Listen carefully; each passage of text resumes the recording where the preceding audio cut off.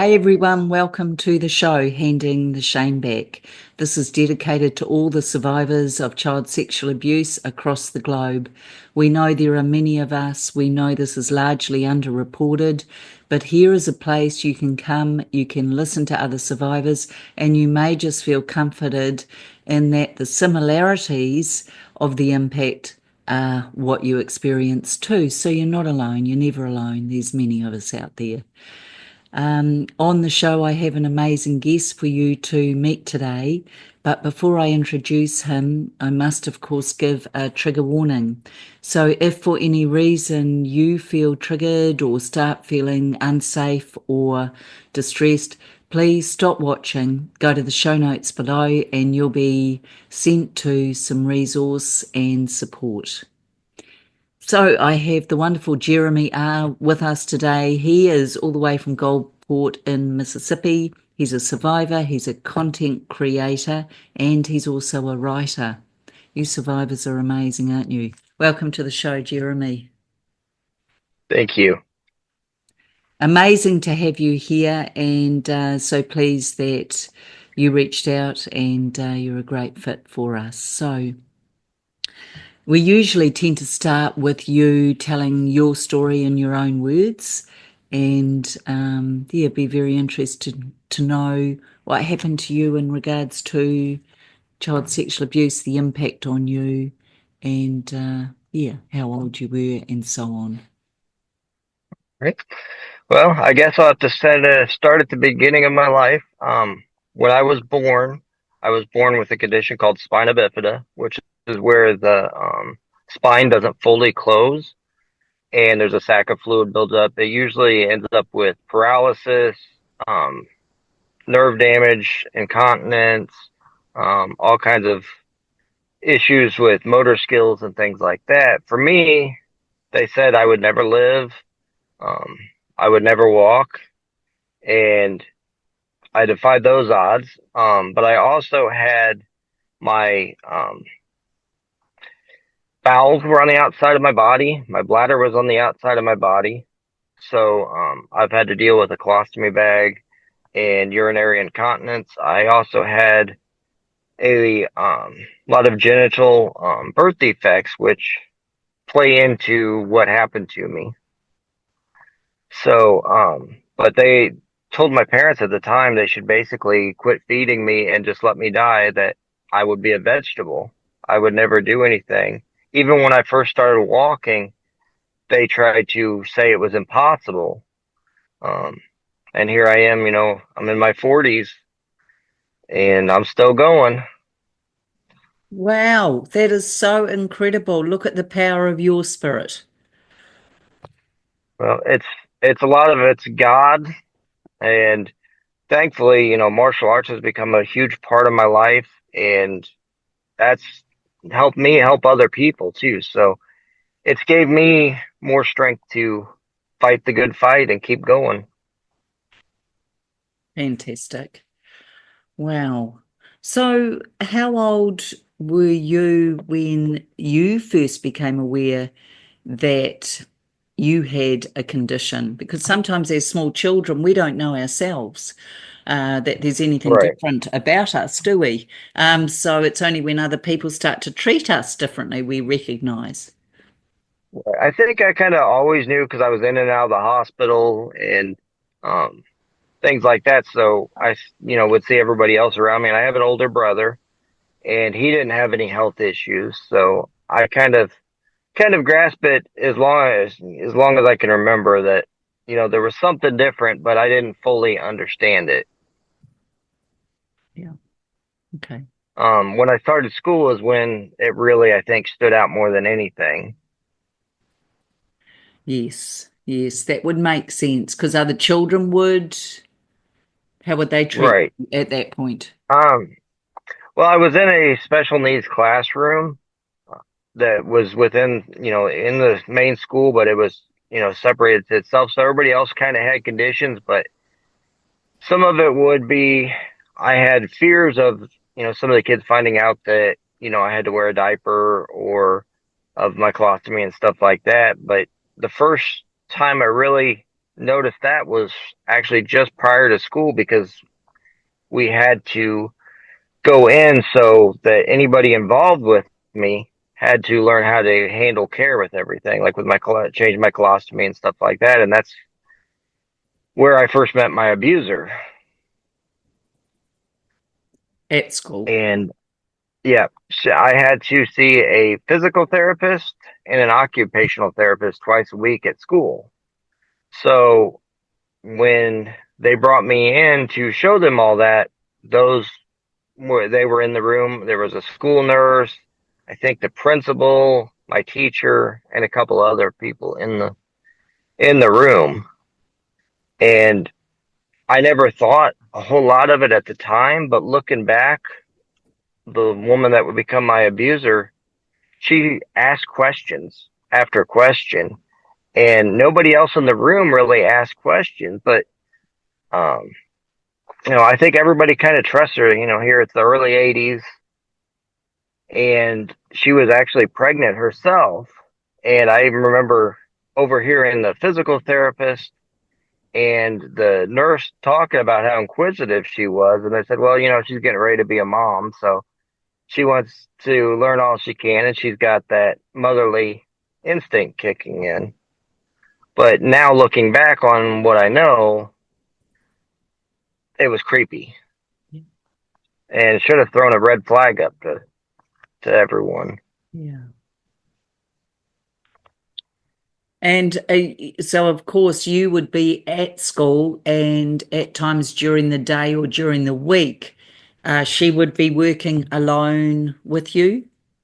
Well, it started out where initially I would see her twice a week, but the physical therapist would also be in the room at the same time because they had a separate therapy room that set off down the hall at that time from my classroom. And then in later grades, then my classroom was even further away. Yeah.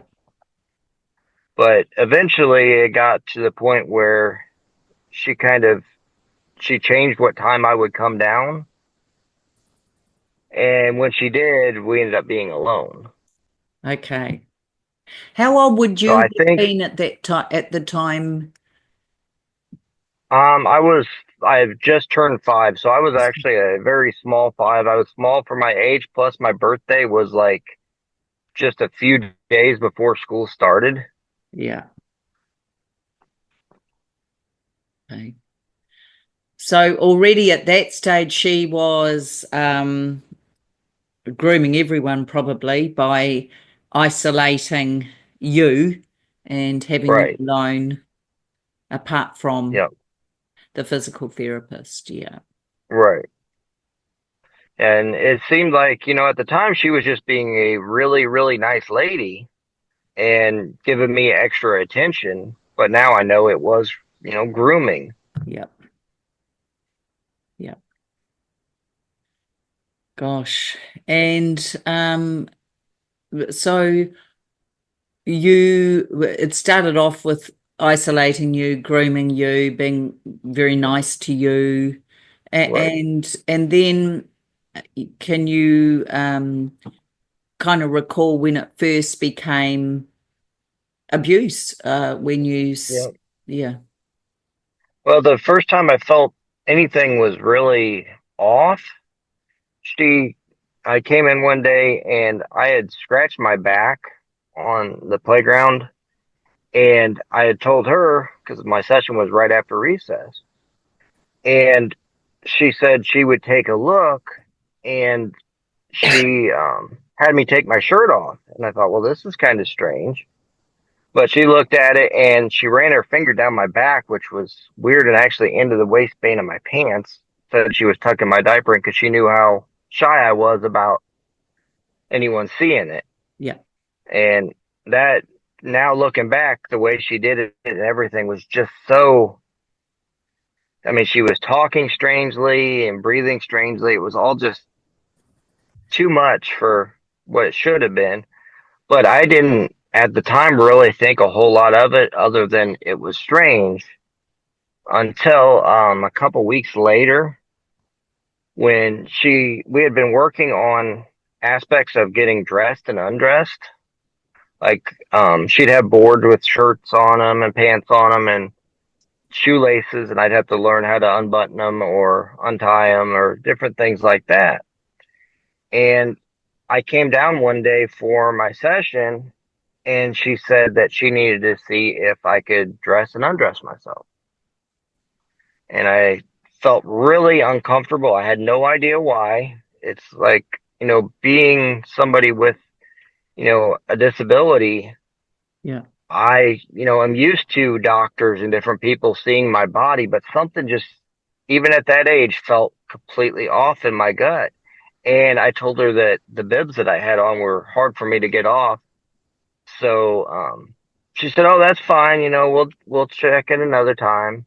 No big deal." And I was so bothered by it that I actually told my parents that I had a stomach ache the next day and stayed home from school. And I know they knew something was wrong other than me having a stomach ache, but I was so scared. I didn't understand what abuse was, but I knew, like my mom especially would always say, if anybody ever hurt her kids, that she would kill them.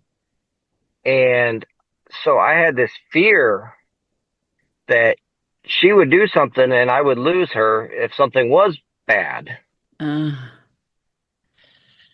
and look, I just want to stop you there, Jeremy. You're doing really well, by the way. Thank you. Thank So, you. hello to our wonderful survivors watching, and welcome. And, Jeremy's just brought up a really useful point, I think.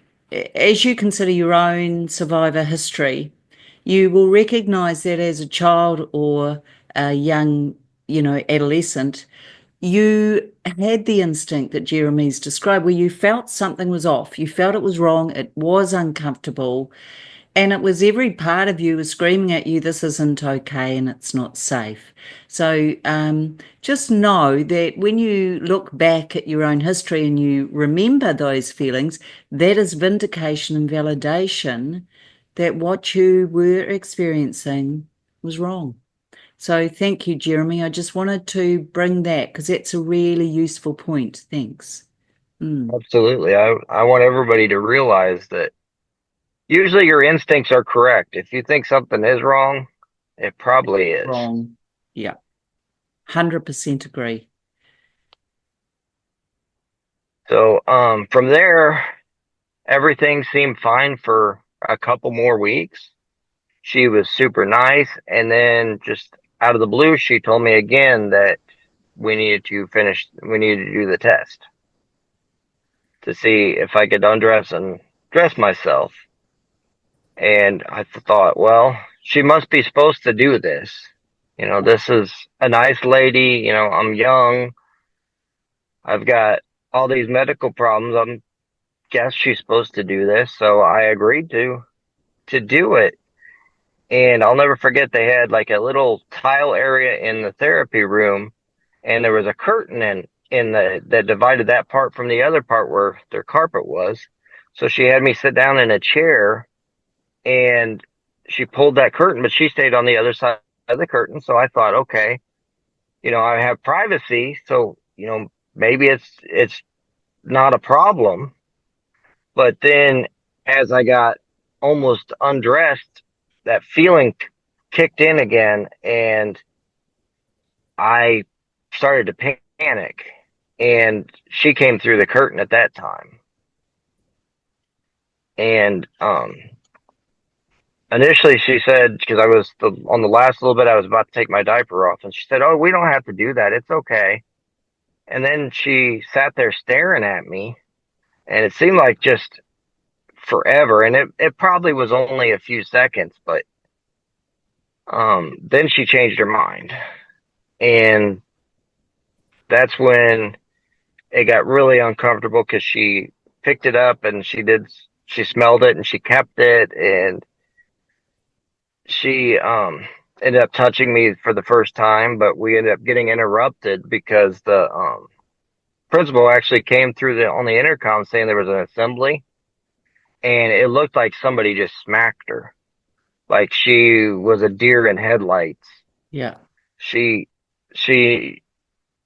um, said, "Oh, we got to get you dressed. We'll finish this test later." And that was that.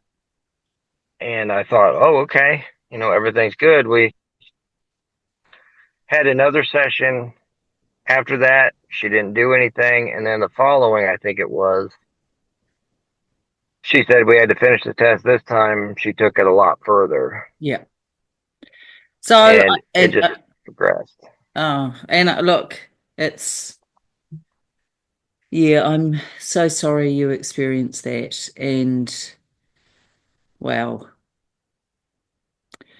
Were you able to indicate to mum and dad at all anything or just not? I didn't. I was so scared, and through the whole process, she would start telling me stuff how, you know, we would get in trouble and how people would find out about my diaper and just different things, and how she was the only one that could find my body attractive the way it was and love me as I was.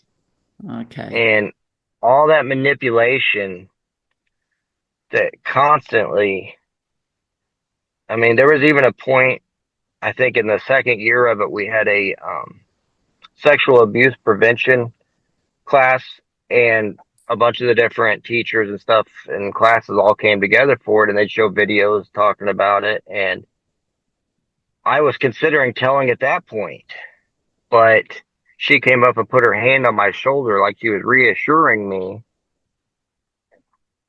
when in reality it was to keep me from Yeah. telling. Yeah. And I mean, it progressively got worse, and then the worse it got, the more shame and more guilt that I felt. Like, I still can't believe it was allowed, but at one point she brought her baby daughter to work with her, and she ended up having me do stuff with her daughter. Right. And so then she played it like, well, if anybody finds out, you'll get in trouble too, because, they think what you did is bad. I think it's beautiful, but they'll all think it's bad. Right.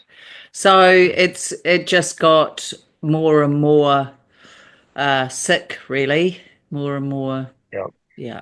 yeah, she would dive into fetish stuff, and just, she even one time was helping me. My class went swimming at the YMCA. It was where they have an indoor pool, and usually my mom would go with me and help me with that. But I don't remember if she was sick or she had to work or what was going on at the time. But my occupational therapist, being the nice lady that she was, offered to help me. So they had a separate room for me to change into, and she even tried to touching me there and almost got caught because somebody didn't know what was going on and opened the door. And another time I ended up in the hospital, and her and the physical therapist came up to visit, and she sat with me while the physical therapist took my mom to the cafeteria to eat, trying to be nice, and she touched me while I'm in the hospital. I mean, Yeah. it, it was horrible. And It bothered me so much that I ended up developing a stomach ulcer, which, looking back, that was another sign something wasn't right. At 5, 6 years old, I shouldn't have that much stress. did you feel that, when you look back and you think about it now, were you do you feel that you were showing your mum and dad as much as you could without actually using the words? I think there was a lot of signs that nobody's seen. Yeah. Um, but at the time I was so defensive of it. And then I even felt almost like, well, she says she's in love with me, so I'm in love with her. I don't want her getting in trouble either. Yeah. So how long was she in your life? Well, I mean, in terms of Um, being your occupational well, therapist. it went on from kindergarten, and then it stopped in the fourth grade because the whole class moved to a different school. Okay. And where the therapy room was then was all open, and there was multiple therapists, so she never really had the privacy.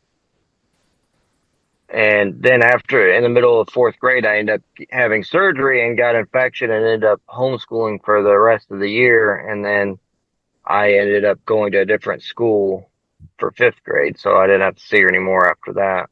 So it went on for over 4 years, basically. Yeah, Yeah, yeah. yeah. Gosh. And And so, like the worse she got with it, the more afraid of somebody finding out I was. yeah, of course. And that Is whole it is that manipul grooming? Yeah. And that whole manipulation thing you're talking about, and again, survivors, you'll pick up on this as well. So it's never just the grooming.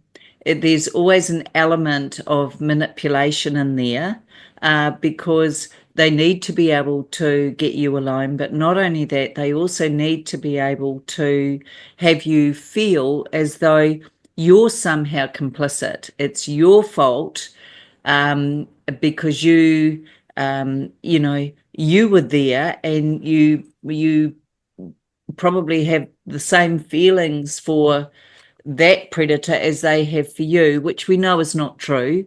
But you can Right. manipulate children into believing or thinking or feeling anything, and Yep. that's the huge difference, isn't it? Yep. She would even, do things like give me gifts or stuff to wear for her, but most times I couldn't take this stuff home, but it was her trying to tell me how much she loved me. Wow. Wow. And now I know it was all just part of that pattern of grooming, manipulation. Yeah. So, Jeremy, do your parents know yet? Have you been able to share anything? They don't. They don't. Um, my mom has a lot of health issues right now, so I've actually been even hesitant to tell my story when I have, Yeah, just because I don't think she could handle it. And then my dad, he is suffering from, I believe, dementia, so he is mentally not in a real good place either. So right. I've just kind of kept it to myself. What about your brother? Were you ever able to talk to him? No, he actually moved to Africa this last year, Right. and um, he is not the most understanding person on stuff like that too. Okay. So I've kind of not felt comfortable. I've only told one friend a little bit of it over the years, and I didn't have the best response with that. So until I did another interview like this and then started therapy, um, I just kept my mouth shut, kept it to myself. And Well, plus, I yeah, was feeling still shame and guilt, even though I knew rationally that what I was had done and what I did with her and her baby, I wasn't to blame. I was a child, but yeah. I still felt guilty about it. Well, and that is what we as survivors do, because that is what the predators and abusers want us to do, is to feel it's our fault and somehow we asked for it, or that it's just our fault and we Right. deserve to have that happen. So, Jeremy, as you're thinking about all of that, what have what have you been able to do with that knowledge? How has it shaped your life, your world? Um, I know a lot of it too is affected relationships I've had with women I've dated. Yeah, So, I had a lot of trust issues, and I've been trying to really work on that. And as an outlet, I've turned to martial arts, content creation, and I do a lot of writing. I just released my first couple albums. Um, so I really try to find a safe outlet, but like through the martial arts, I've managed to help women who were rape victims. I used to do children's ministry. I even noticed when a little girl was being abused and everybody tried to tell me there was nothing going on, but I spotted those signs because I knew what it was like. And everybody said, "Oh, well, she is, from a good family," that, and turned out she was being molested. Wow. So I've actually made it my goal to try to help other people try to touch lives, whether it through my writing, my music, or other areas. Wow. It's amazing. And when you say that, you were able to spot the signs, isn't that what we as survivors in the audience will appreciate this? Isn't that what we as survivors want? We just want this to never happen to another child ever, ever again. So, Absolutely. That's why I decided to do, this interview is even though it's kind of difficult to talk about this stuff, yeah. I want to bring awareness to the fact that one, if you look at statistically, children with special needs are a much, much higher risk of being sexually abused. Yes, look, I've heard it 6 to 7 times higher or more likely. But Right. I could be wrong. What are the stats, Jeremy? Do you know? Um, I don't know the exact numbers, but I know it's extremely, extremely high. Yeah. I seen one thing. It was like 1 in 3 um, would experience some form of abuse in their lifetime. Yeah. Well, that's fairly similar to the numbers of children being sexually abused. So it's yeah, pretty horrendous, isn't it? Do Yes, it is. you how do you find, you talked about martial arts, and what led you to that? What was it about martial arts that helped you? Well, it initially started out was, I would watch shows like Power Rangers growing up, and I always had that interest, but at the time, because of my disability, people told me it wasn't possible. Well, then when I met my instructor, who was an amputee when I was 18, he, gave me the chance and helped me learn to adapt. And then when I started teaching, which one, I never thought I'd have the knowledge or the desire to teach, I really started to find that I could make a difference, whether it be in a kid's life or an adult's life. Especially when I started doing like women's self-defense classes, Yeah. and you deal with these women who have been in difficult situations, and they break down in the middle of their training, even though some of them initially denied that they had been through anything. And seeing that change and that growth in others helped me learn and grow Yeah. and help make me a better person. Yeah. It's really big, isn't it? It's huge out there. But I'm so glad you found that, and I think it's such an important thing for survivors everywhere to have, is something that they feel connected to and able to release this trauma through. And Right. for some of us, it's being out in nature. For some of us, it's swimming. For some of us, it could be painting. It doesn't matter what you choose, but as long as you choose something as an outlet. So, what else has helped Absolutely. you, Jeremy, as you think about what you've managed to overcome? Um, I started writing a lot of poetry and eventually music. I actually worked in the music industry professionally for a few years. What were you doing? Only in the last couple years, though, did I start, you know, um, incorporating my own feelings into some of the stuff to give myself an outlet. Yes. I was my technical label was band coordinator, for actually what it had been my favorite band as a teenager. So it was amazing. I was, on the phone with record labels overseas and a lot of bands I grew up as a fan of, I was working with, going to their shows, hanging out with them. I Wow. mean, it was it was a crazy experience, and I never thought that, I would put out music. I can't play an instrument to save my life.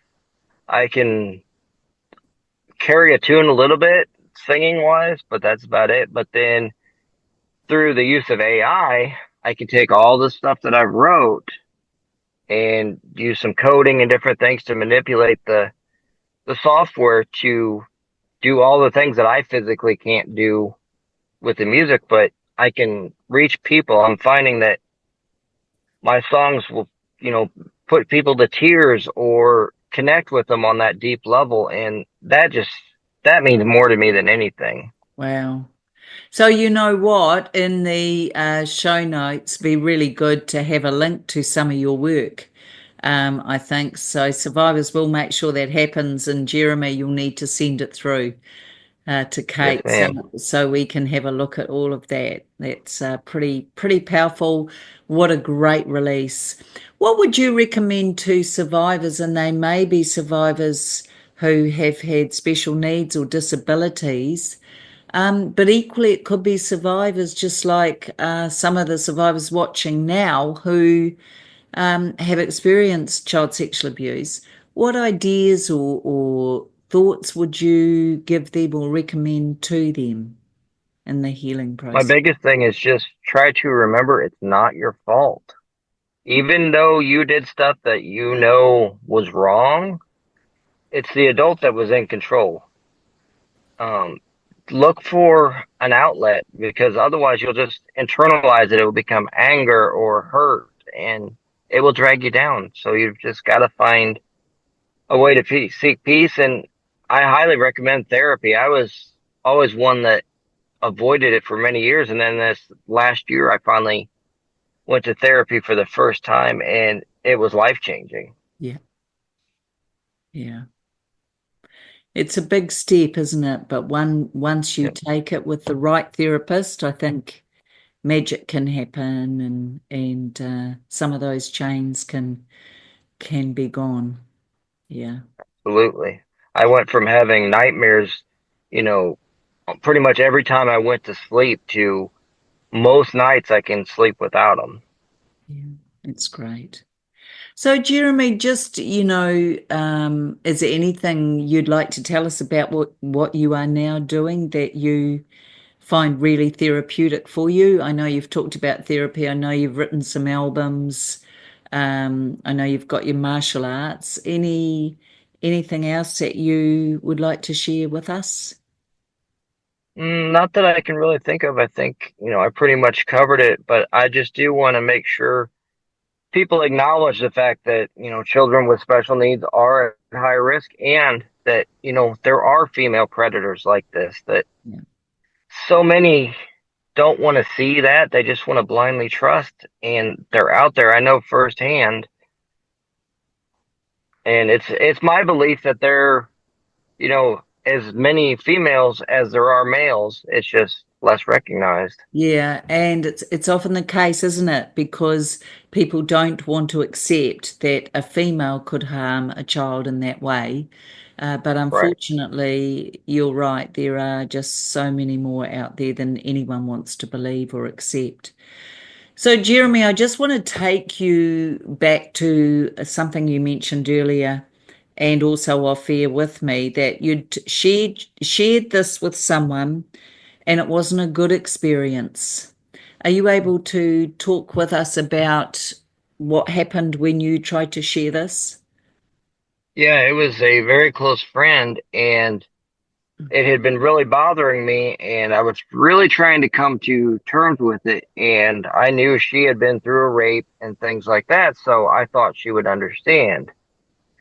Well, I told her a little bit of it and maybe I went into a little too much detail because I had never really told the story, so it was hard for me to kind of balance that out. Well, she basically shut me out after that. Um, Almost completely broke communication until eventually we just lost touch because she would make comments like, well, people who have been abused as a child end up abusing. And she had two small children. And Wow. that hurt. Yeah. That, of course. Yeah. Wow. That and that's another myth out there, isn't it? Yeah, absolutely. Yeah. That's offensive. But it's also deeply hurtful and it's also, highly inaccurate. Uh, so I'm sorry you had that experience. And what we know is that is actually called the second wound. So the first wound is the sexual abuse you experienced as a child. The second wound is when you try and share your story with someone you feel safe or comfortable with and they turn it on you. That's the second wound. And that is enough, survivors, that is enough for you to never try and speak to anyone ever again about it. So what was your experience after that, Jeremy? After that, I didn't say another word to anybody about it until just a couple years ago. I mean, that was about 10 years ago that I told her. And then I had mentioned to a couple people that I dated that, I had had stuff happen, but I didn't give them any specifics or go into any detail because I didn't want the same reaction. I was scared. I was even hesitant to tell the therapist. Yeah. I was even worried, like prior to my first therapy session, I even messaged the therapist. I said, I want to get this off my chest, but at the same time, I don't want to make you uncomfortable. I don't want to offend you or it to turn out bad on me. And thankfully, I have a wonderful therapist who understood where I was coming from and allowed me to, you know, be open with her and work through that trauma instead of just putting it inside, burying it deep. Because for years, I, in a lot of ways, almost forgot it happened. I shut it down. When the thoughts would come up, I would push them out of my head. Like I was married twice, and during the first marriage was the first woman that I was intimate with, and all the memories flooded back the first time with her. Yeah. And I just compartmentalized it so badly that that caused its own set of issues, and I incorporated it into my trust issues, and it just you bury it down, and it's going to come out one way or another. You just got to find a safe outlet. Yeah. It's going to surface, and it's going to surface in intimate relationships because it's the intimate part of you, it's the sexual part of you that is trying to have a connection with another adult. And of course, your history of child sexual abuse for all of us as survivors, that's going to rear up and it's going to be present. So it's very common, but unfortunately, Jeremy, it's not often discussed. And that's why I applaud you for bringing this onto the show because it's a very valid and important piece of information, and it will affect everything. It will Yep. affect how you then communicate, how you see yourself, the trust between you as Right. husband and wife, all of that. You will have Right. experienced all of that. And it even made an area that I didn't expect to feel uncomfortable. Like, if I was babysitting or something like that, changing a diaper for the first time, I felt like I was doing something wrong, even though Yeah, I was not doing anything wrong. yeah, It was all incorporated into the abuse so much that I felt awkward. yeah. And that is yeah, that is just one of the hallmarks of it. It's really unfortunate and it's very wrong. But it is one of the consequences or impacts of this is we don't know in what situations or at what time we're going to be triggered by Yep. doing something as innocent as changing a nappy or a diaper. Right. Yeah. Yeah, it's like even now, if like I'm at a hospital or something and they have one of the curtains that you pull, the sound of that curtain being pulled instantly takes me back to that moment. Yeah, of course. Even, after 30 some years, Yeah, I just that sound. it's huge. And I think too, Jeremy, you've come a long way, and we don't know when you'll next be triggered because, as for all of us, that could be today, it could be next week, it could be next year. But the point is this: that is what we as survivors have to carry. So, to all you amazing survivors watching, um, don't beat yourselves up if memories come at you and triggers emerge. That is just part of the survivor journey that we are on. So, Jeremy, I'm going to ask you to stay right there. Don't go anywhere. Um, but thank you. And to our amazing survivors, we've heard a lot today, and there's much to think about, but Jeremy's offered a lot of insight into things, and I think it's really useful. And one of them is this ridiculous myth that if you've been sexually abused as a child, you are then going to go on and sexually abuse children. And I'm here to say an emphatic no. In fact, statistics show it's less likely, and more than 90% of survivors never go on to abuse. So I think it's time to put that myth to rest. But what an amazing survivor. Very grateful to Jeremy for spending time with us today. So, as always, beautiful ones, I see you, I stand beside you, and I believe you.